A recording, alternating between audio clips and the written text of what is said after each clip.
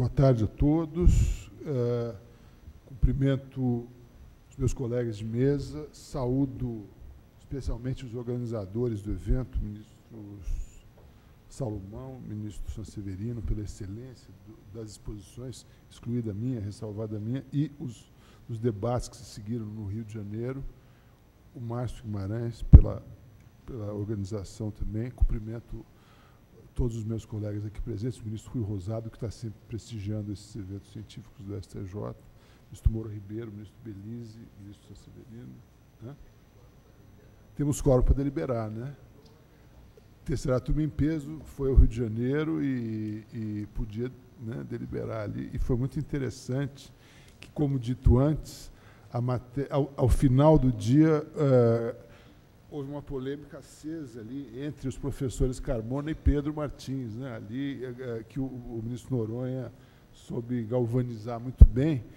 E eu me sinto agora particularmente irresponsável ao falar numa mesa com o autor do livro de referência sobre o tema, que é o professor Pedro, né? Eu vou falar sobre arbitragem no direito societário, tema que foi explorado com muita propriedade também pelo professor Nelson Eziric, no Rio, que falará no painel seguinte sobre a mesma coisa, e particularmente sobre a questão da inserção da cláusula compromissória no Estatuto Social da Companhia. Esse é um tema que é obviamente relevante pelas questões de governança corporativa, mas que ganhou muita atualidade agora, recentemente, em maio do ano passado, com a edição da Lei 13.129, que atualizou alguns aspectos da lei de arbitragem e permitiu expressamente que a inserção fosse feita. Pairava uma certa dúvida na doutrina e mesmo nos órgãos registrados, na Junta Comercial de São Paulo, por exemplo, até hoje, eu tive essa informação semana passada, não foi registrado nenhuma alteração estatutária que não tenha unanimidade dos votos, porque há uma discussão bastante forte na doutrina sobre a exigência ou não da unanimidade desse tipo de deliberação. Mas a questão não é nova no Brasil. A doutrina não se cansa de lembrar que já o Código Comercial de 1850 tinha juízo arbitral obrigatório para dirimir questões sociais entre sócios. Isso deixou de ser obrigatório em 1866. O juízo arbitral passou a ser facultativo, e aí todas aquelas vicissitudes muito bem narradas agora pelo professor Pedro, né, que fizeram com que a arbitragem no país fosse perdendo terreno, né, até o advento da lei da arbitragem em 96, a decisão em 2001 do Supremo, que considerou constitucional a lei e que, portanto, relativizou o princípio da inafastabilidade da jurisdição. A lei societária de 76, ela tem um dispositivo que se refere, ainda que nominalmente à arbitragem, para desempate de deliberações assembleares, na doutrina é vista como uma hipótese de arbitramento e não de arbitragem. A arbitragem no âmbito societário, ela realmente só começou a ganhar corpo no Brasil a partir de 2001, com a edição da Lei 10.303, que inseriu um parágrafo 3º ao artigo 109 da Lei das SA, permitindo que divergências entre acionistas e a companhia ou entre controladores e minoritários fossem dirimidas por meio de arbitragem. Mas subsistiram aquelas dúvidas a que eu acabei de me referir. É necessário ou não ter a unanimidade dos votos para fazer a alteração? Claro que no ato de constituição da companhia essa questão não se põe. A questão só se coloca quando já existente a companhia houver uma alteração. Qual é necessário algum quórum qualificado? É necessário que tipo de legitimidade societária para fazer essa alteração, dado o caráter voluntário, necessariamente voluntário da arbitragem, e uma questão sempre lembrada na doutrina, que seria a renúncia à jurisdição estatal. Então, sobreveio a Lei 13.129, de maio do ano passado, com uma vacácio de 60 dias, né, que inseriu o artigo 136A, a lei das SA, mais ou menos em linha com algumas das experiências da lei espanhola e da lei italiana, permitindo a inserção da Convenção de Arbitragem no Estatuto Social mediante a aprovação de um quórum qualificado de metade do capital votante e prevendo o direito de retirada no prazo de 30 dias. Há exceções, né? A exceção é nas hipóteses em que houver dispersão mínima de 25% ou em que a sociedade, em que os papéis da sociedade tenham liquidez e dispersão. Nesse ponto, a lei diverge da lei italiana, por exemplo, que não admite que se faça, que se insira a cláusula compromissória em companhias abertas, por entender o legislador italiano que há uma simetria entre o investidor nesses mercados e os controladores, e que o investidor dificilmente teria informação necessária para saber que estaria, a partir de então, sujeito a uma cláusula arbitral. Nos Estados Unidos, a questão também é bem polêmica, né? Nós discutimos isso depois, na sexta-feira. A SEC não tem admitido esse tipo de arbitragem, ao entendimento de que as class actions, a proteção do minoritário, se sobrepõe à arbitragem, que pode gerar um desequilíbrio muito grande na relação societária, na medida em que os minoritários acabariam invariavelmente por ser prejudicados. Havia, até a edição da Lei 13.129, um debate bastante acirrado sobre quem era alcançado pela cláusula arbitral no Estatuto Social.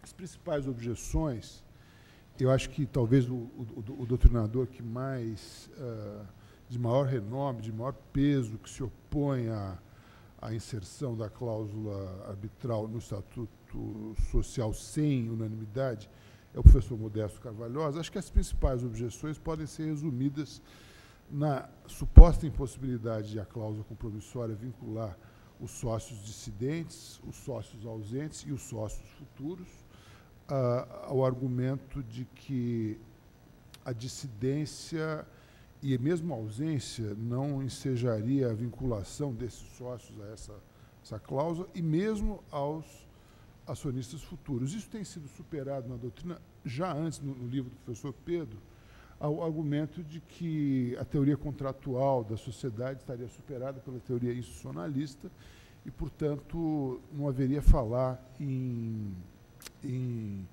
unanimidade, uma exigência de unanimidade, na medida em que o Estatuto vincularia a todos. Um outro ponto seria a questão de uma renúncia antecipada à jurisdição estatal que violaria a ordem pública. O argumento muito bem posto também no livro do professor Pedro é de que, na verdade, não se trata de renúncia aqui, mas sim de sujeição a um estatuto social que obriga a todos.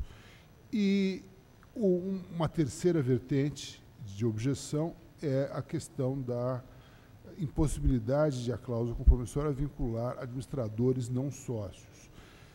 Parece que hoje há, não diria um consenso, mas uma maioria da doutrina já entende que a cláusula compromissória no Estatuto Social atinge a todos os acionistas, né, futuros também, a sociedade, os administradores e os membros dos órgãos da sociedade, como o Conselho Fiscal e os comitês. Houve mesmo um enunciado na primeira jornada de direito comercial, realizada aqui no STJ, sob a coordenação do ministro Rui Rosado, né, em que diz que o adquirente de cotas ou ações adere ao contrato social ou estatuto no que se refere à cláusula compromissória nele existente. Assim, estará vinculado à previsão da jurisdição arbitral, independentemente de assinatura e ou manifestação específica a esse respeito. No que tange à arbitrabilidade objetiva, ou seja, quais as questões que são passíveis de arbitragem, há alguma controvérsia, me parece, no que diz respeito àquelas decisões que afetam terceiros. É claro que o pressuposto da arbitragem é que haja direitos disponíveis com dimensão patrimonial e que não haja ofensa à ordem pública. Mas, sendo a companhia uma sociedade com finalidade de lucro, tudo poderia ser, de algum modo, equacionado ou reduzido a uma dimensão patrimonial. Até mesmo os direitos políticos existem ali, não como os direitos políticos no mundo em que vivemos, mas no mundo societário, tudo se resume a uma questão patrimonial disponível que poderia ser objeto de arbitragem. O professor Nelson Ederick, em sua exposição no Rio, por exemplo, tem uma posição bastante ampla nesse sentido. Acho que ele deixou bastante claro que entende haver uma ampla possibilidade de que as questões patrimoniais, ou seja, quase tudo que diz respeito à companhia, seja resolvido por meio de arbitragem. Eu, pessoalmente, tenho alguma dificuldade em estabelecer uma fronteira no que diz respeito, por exemplo, a impugnações de deliberações assembleares e nas ações de responsabilidade contra administradores, naquilo que diga respeito a terceiros. Se esses terceiros vão ser atingidos por aquela decisão, e é muito provável que sejam, e eles não fazem parte do pacto, não fazem parte do... não aderiram àquela cláusula compromissória, me parece que seria difícil atribuir toda essa extensão à arbitragem. O direito de recesso, a dissolução da sociedade, ainda que haja uma previsão no estatuto, na lei das SA, de que somente por decisão judicial isso possa ser feito, também há doutrinadores, acho que o professor Pedro também se encontra entre eles, que sustentam que é possível, sim, também proceder à dissolução da sociedade mediante arbitragem. Há um enorme espectro a percorrer. Eu acho que a experiência é muito nova, né? Como dito, a Junta Comercial do Estado de São Paulo até agora não registrou nenhuma alteração estatutária que não tenha contado com unanimidade. Acho que é um enorme campo a percorrer, mas eu encerro a minha breve exposição com algumas perguntas. A primeira delas é: será que é suficiente o quórum da lei societária brasileira quando comparado ao quórum qualificado de 2/3 do capital votante das leis espanhola e italiana? A questão que só o tempo dirá, né? A prática dirá se teremos ou não um nível de proteção adequado. A segunda pergunta é se a proteção ao minoritário, sobretudo nas companhias abertas, é adequada. Será que seria necessário adotar um mecanismo especial para a representação dos minoritários, como, por exemplo, um agente fiduciário, exemplo que existe em relação aos debenturistas? Talvez isso venha a se colocar no futuro, talvez a CVM acabe por desempenhar também um papel importante em relação a isso, para estabelecer qual o nível de proteção que eles precisam. Há uma simetria clara, há uma hipossuficiência, há uma relação diferente que precisa, talvez mereça um tratamento especial e talvez venha a merecer alguma disciplina no futuro. E, por fim, a questão que me chama a atenção é que o novo Código de Processo Civil, nos artigos 190 e 191, abre um amplo espaço, até agora não inteiramente mapeado, para negócios jurídicos processuais entre as partes, que poderão passar a dispor sobre deveres, poderes, e estabelecer também um calendário processual. Em que medida isso vai alterar a dinâmica da arbitragem societária? Me parece que os negócios processuais, se bem entabulados, se vencidos os primeiros óbices que temos hoje em relação à compreensão do que seja a ordem pública no processo, e são muito grandes, já que o processo tem uma dimensão pública muito evidente na doutrina, tem tido ao longo dos últimos 100 anos, se superarmos isso, se conseguirmos efetivamente dar uma amplitude grande a esse instituto novo, que não tem paralelo no direito comparado, talvez possamos criar um mecanismo bastante eficiente no judiciário para a resolução desse tipo de conflito societário, sobretudo se levarmos em conta a feliz experiência que tem acontecido nos tribunais de justiça do Rio e de São Paulo com câmaras especializadas em direito empresarial. Se imaginarmos negócios processuais e varas especializadas em direito empresarial e câmaras especializadas, teremos talvez uma possibilidade de concorrência efetiva à arbitragem, que hoje praticamente tem o monopólio das virtudes em relação ao que seja uma boa governança corporativa. Então, com esses breves comentários, agradeço pela paciência de me ouvir.